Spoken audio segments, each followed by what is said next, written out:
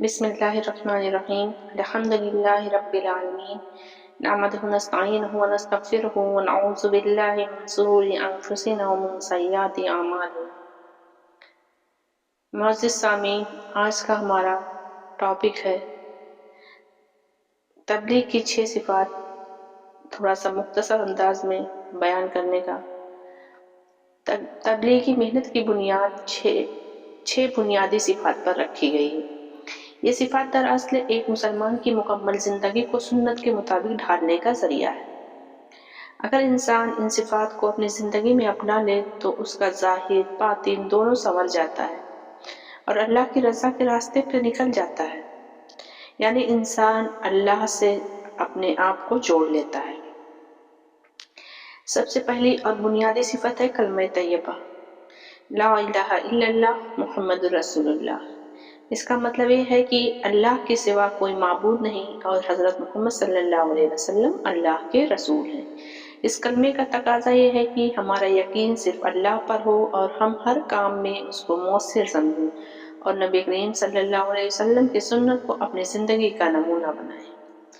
آج ہمارا مسئلہ یہ ہے کہ زبان سے تو ہم کلمہ پڑھتے ہیں لیکن دل میں یقین کمزور ہوتا ہے۔ ہمیں چاہیے کہ ہم اپنے یقین کو مضبوط کریں، یہ یقین پیدا کریں کہ نفع و نقصان، عزت و ذلت، رزق اور زندگی سب اللہ کے ہاتھ میں ہے۔ جب یہ یقین دل میں آ جائے گا تو انسان گناہوں سے بچے گا اور نیکیوں کی طرف خود بخود راغب ہوگا، یعنی نیکیوں کی طرف انسان خود بخود آگے بڑھے گا۔ دوسری اہم صفت نماز۔ نماز دین کا ستون ہے، نماز دین کا پلر ہے۔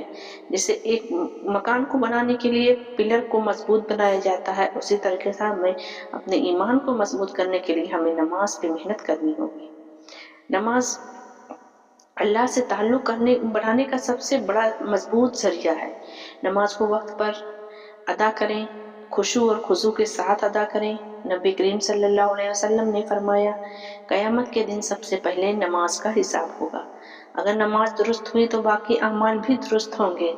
نماز انسان کو برائیوں سے روکتی ہے جیسا کہ قرآن میں آیا ہے، بے شک نماز بے حیائی اور برائی سے روکتی ہے۔ ہمیں اپنی نمازوں کی فکر کرنی چاہیے، ان کو بہتر بنانا چاہیے اور اپنے گھر والوں کو بھی نماز کی تلقین کرنی چاہیے۔ اور علم و ذکر، تیسری صفت علم اور ذکر ہے۔ علم سے مراد دین کا وہ ضروری علم ہے جس سے انسان اپنے فرائض اور واجبات کو صحیح طریقے سے ادا کر سکے۔ بغیر علم کے عبادت صحیح نہیں ہو سکتی، اس لیے ہر مسلمان پر فرض ہے کہ وہ دین کا بنیادی علم حاصل کرے۔ ذکر سے مراد ہے اللہ کو یاد کرنا، جیسے تسبیح، تحلیل، تکبیر، درود شریف وغیرہ۔ ذکر دل کو سکون دیتا ہے اور انسان کو اللہ کے قریب کرتا ہے۔ آج کے دور میں ہم دنیاوی علم میں تو آگے بڑھ رہے ہیں لیکن افسوس دینی علم سے ہم دور ہو رہے ہیں۔ ہمیں چاہیے کہ ہم روزانہ کچھ وقت دین سیکھنے اور اللہ کے ذکر میں گزاریں۔ اکرام مسلم ہے چوتھی صفت، اکرام مسلم ہے یعنی ہر مسلمان کی عزت کرنا۔ اسلام ہمیں سکھاتا ہے کہ ہم ایک دوسرے کے حقوق کو ادا کریں، کسی کی تکلیف نہ دیں، ہر ایک کے ساتھ اچھا برتاؤ کریں۔ نبی کریم صلی اللہ علیہ وسلم نے فرمایا، مسلمان وہ ہے جس کی زبان اور ہاتھ سے دوسرے مسلمان محفوظ رہے۔ اکرام مسلم میں یہ شامل ہے کہ ہم بڑوں کی عزت کریں، چھوٹوں پر رحم کریں، پڑوسیوں کا خیال رکھیں اور کسی کے ساتھ حسد، بغض یا نفرت نہ رکھیں۔ اگر معاشرے میں یہ صفت آ جائے تو ہماری محبت، بھائی چارہ اور امن کی ایک مثال پیدا ہو جائے، یعنی ہمارے معاشرے میں امن ہی امن ہو جائے۔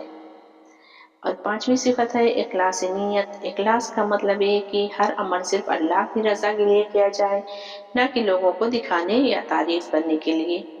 قرآن میں اللہ تعالیٰ فرماتے ہیں اور انہیں حکم دیا گیا کہ خالص اللہ کی عبادت کریں۔